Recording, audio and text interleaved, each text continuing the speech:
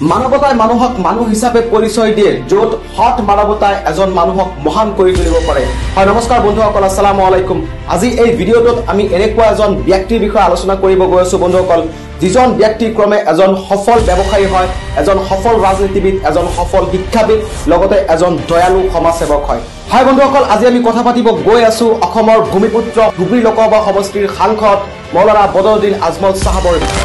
AIUF के अध्यक्ष बदरुद्दीन अजमल साहब मौजूद हैं। ধুবুৰী লোকসভা সমষ্টিৰ সাংসদ বদৰুদ্দিন আজমল ডাঙৰীয়া কেইবাটাও পৰিচয় আছে। সময়ে সময়ে ঠায়ে ঠায়ে যেতিয়াই সংখ্যালঘু তথা পিছপৰা অনুসূচিত জাতি গোষ্ঠীক লাঞ্ছিত বঞ্চিত আৰু তেওঁলোকক মানসিক অপৰস্ত্ৰ কৰা হৈছে, তেতিয়াই তেওঁলোকৰ লাঞ্ছনা বঞ্চনা আৰু মানসিক অনাৰস্তৰ একমাত্ৰ ভৰসাৰ ধনী হিচাপে থিয় দিছে মৌলানা বদৰুদ্দিন আজমল সাহাব।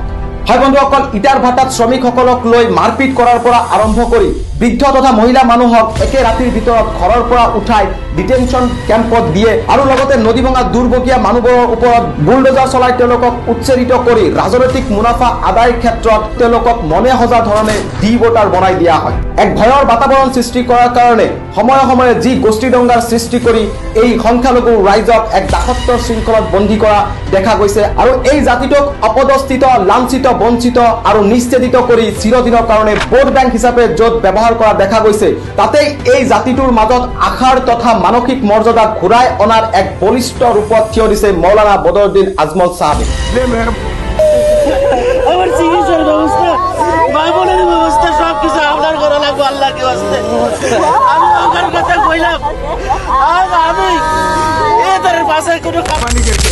इस माइनॉरिटी फंड के अंदर मौलाना अबुल कलाम आजाद साहब का जो आजाद साहब का सपना था नेशनल, उसको भी पूरा करे, उसको फिर से जारी किया जाए, ये मेरा डिमांड है।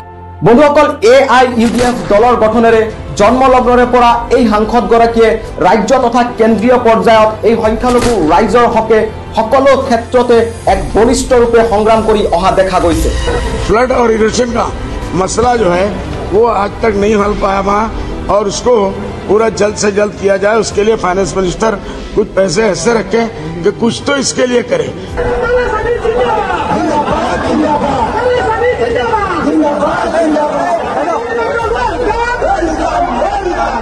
আৰু বাৰে বাৰে সংখ্যালঘু ৰাইজৰ আৰ্তনাদৰ কথা সাংসদৰ মাজিয়াত তুলি ধৰি এই সাংসদগৰাকী শ্ৰেষ্ঠ সাংসদ হিচাপে পৰিগণিত হোৱা দেখা গৈছে। नंबर 1 हमारा इशू था, आसाम का होम मिनिस्टर साहब बैठे जाते, NRC का इशू सबसे गर्म इशू है। বন্ধুসকল, গোটেই সংখ্যালঘু তথা অনুসূচিত জাতি জনগোষ্ঠীৰ সবলীকৰণৰ কাৰণে এক শৈক্ষিক বৈপ্লৱৰ সৃষ্টি কৰাও দেখা গৈছে এই সাংসদগৰাকীৰ জৰিয়তে।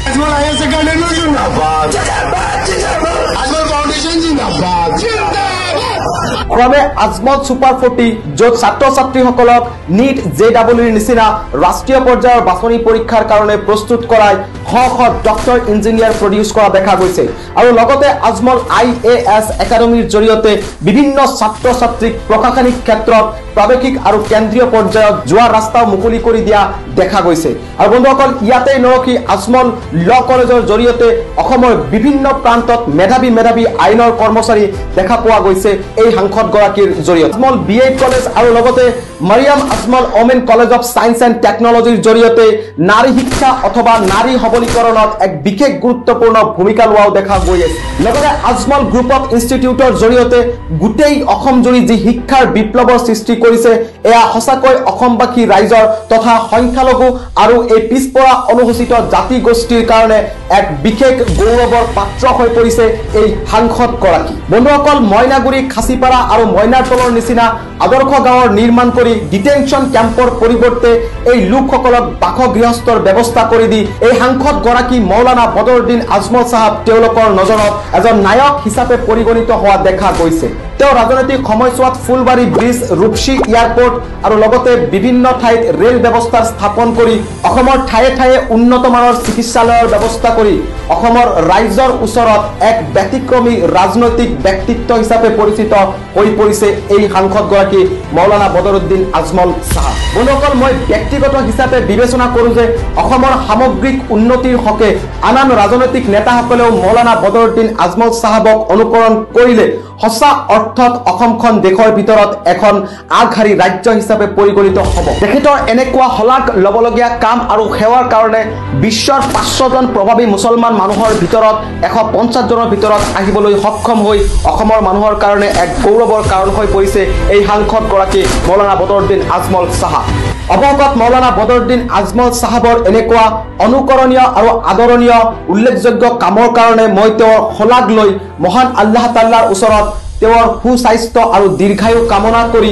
অসমবাসীৰ কাৰণে তেওঁৰ যি উল্লেখযোগ্য ভূমিকা এনেকুৱাকৈ পালন কৰি যাব বুলি আশা কৰি তেওঁক ধন্যবাদ জ্ঞাপন কৰিছোঁ মৌলানা বদৰুদ্দিন আজমল সাহাবক ধন্যবাদ জ্ঞাপন কৰি মই এই ভিডিঅ'টো সমাপ্ত কৰিব বিচাৰিছোঁ ধন্যবাদ মৌলানা বদৰুদ্দিন আজমল সাহাব ধন্যবাদ আপোনালোকক এই ভিডিঅ'টো ইমান সময় দেখাৰ কাৰণে জয় অসম।